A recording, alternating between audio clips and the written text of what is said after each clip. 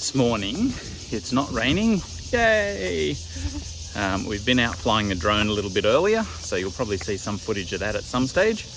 And right now we are heading to the Kenting National Park, the visitor centre of the Kenting National Park. Kind of looks a little bit deserted and or maybe even closed up, but we're going to check it out and then we're going to head up into the national park itself. So we've just arrived here at the Kenting National Park, or the National Forestry Recreation Area. We've just paid the entry fee. The entry fee was $150 per person. As we were paying it, the lady behind the counter said, "Are you allowed to be here?" Which was a little unusual. And I said, yes, we have a passport. And she's like, oh, okay. I'm glad she didn't ask to see it because my passport was taken by the guy who rented us the bike. So thankfully, we didn't have to show that. But yes, we just said that we were allowed to be here. And that was fine. So we're going to walk to a few different places in the national park area here and check them out. The first one is the visitor centre just up the road here. So we will go for a wander and see what it's like.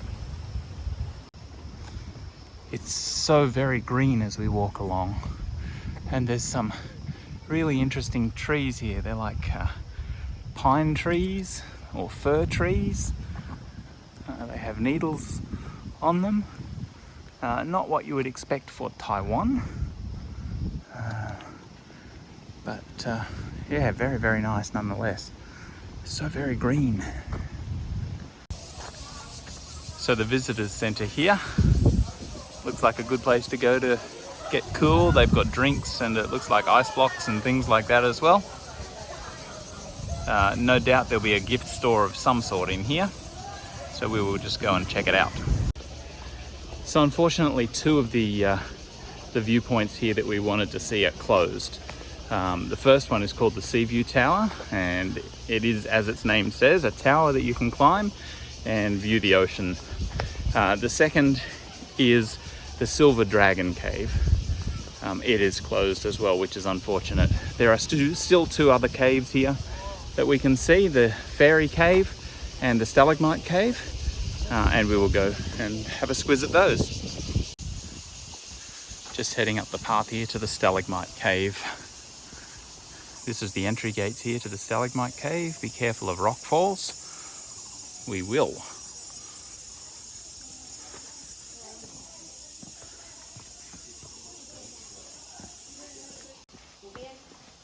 The tree roots going down into the caves here.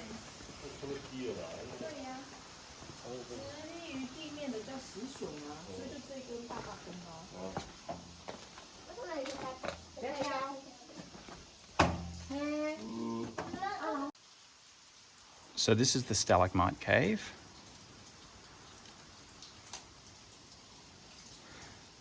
Stalactites grow down from the roof, stalagmites grow up from the floor, and when they join together, they make a column.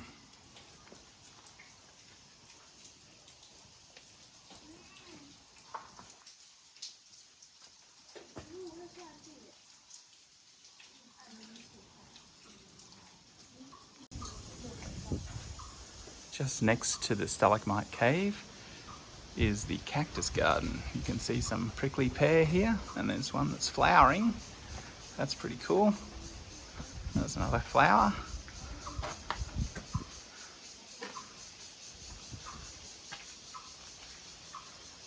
Different types of cactus.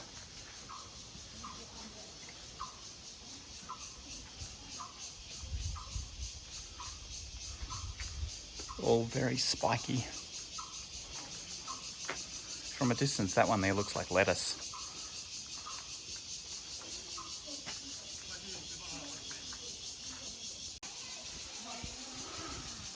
Small grove of palm trees. Not sure what sort of palms. They could be, they're not coconut. They could be betel nut. Well, we've come to our arch nemesis, steps. Well, we haven't done many steps today. We may as well get it over with. Here we go.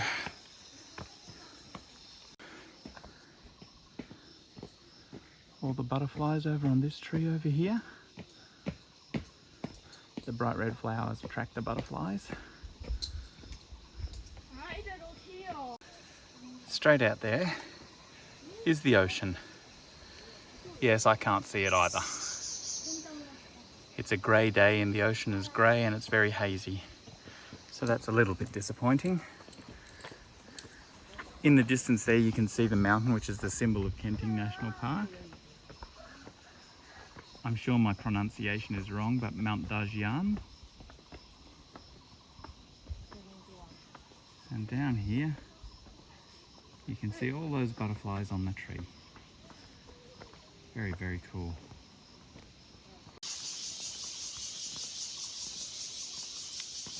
Walking through between the sandstone blocks.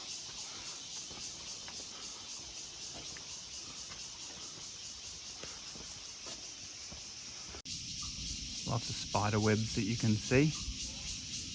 The webs are big. I expect the spiders are probably fairly big as well. They probably hide in the rocks.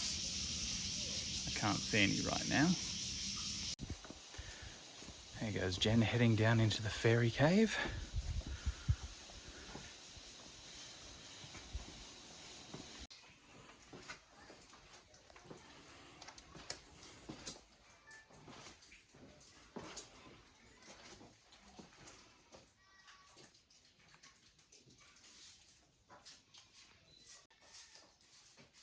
The limestone cave up above us.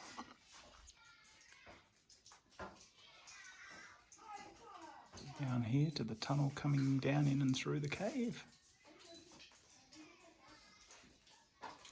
Jen's taking some photos down the bottom, wave. Got to duck our head just here. Slide around to the side a little bit.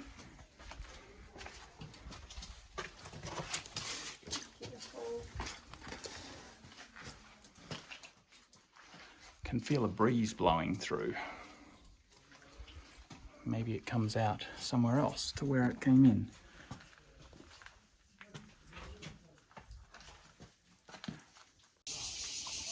And we made it to the exit of the fairy cave. I don't quite know exactly where we are in relation to where we went in, but no more rocks over our head. You can see the entrance just there, and Jen's on her way up and out. She just banged her head on some low-hanging rocks a moment ago, poor thing. Check out these Strangler Fig roots on the tree.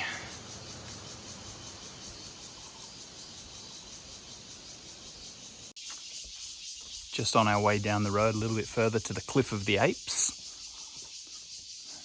And as all apes need, bananas. Banana plantation here, or a few banana trees along the way.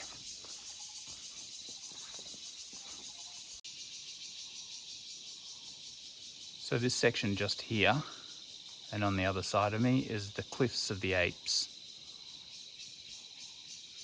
Can't hear any apes, nor can we see any apes.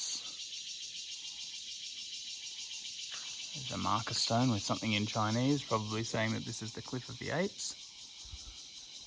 Big limestone cliff just here. The Cliff of the Apes. Is there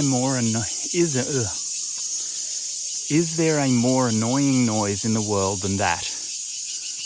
Cicadas. Man, they are loud and ear-piercingly painful.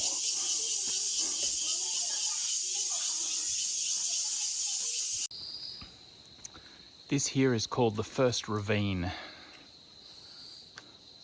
It is like it's a roofless cave between the rocks, and the early traders and the Aboriginals who lived in the area used to use this as a trade route to get from one side to the other. We're going to go for a wander on through. They say that these are sea coral limestone, and that this whole area was formed when the seabed pushed up and out. It's about 20 meters long, this ravine, and goes to a closed gate at the other end.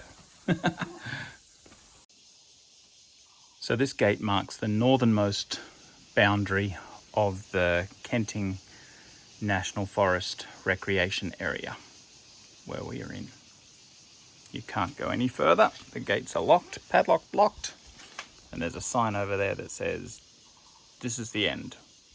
All right, so we turn around and make our way back through First Ravine.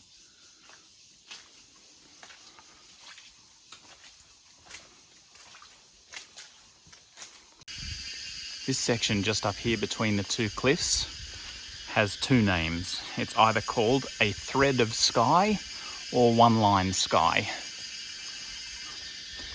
Similar to First Ravine, it's a passageway between two limestone cliffs.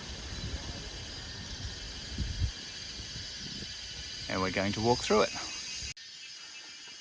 These are not man-cut, they're naturally made. Now, admittedly, the steps and the concrete floor is man-made, but the gap between the cliffs is natural. Just on our way now, heading for the Valley of the Hanging Banyan.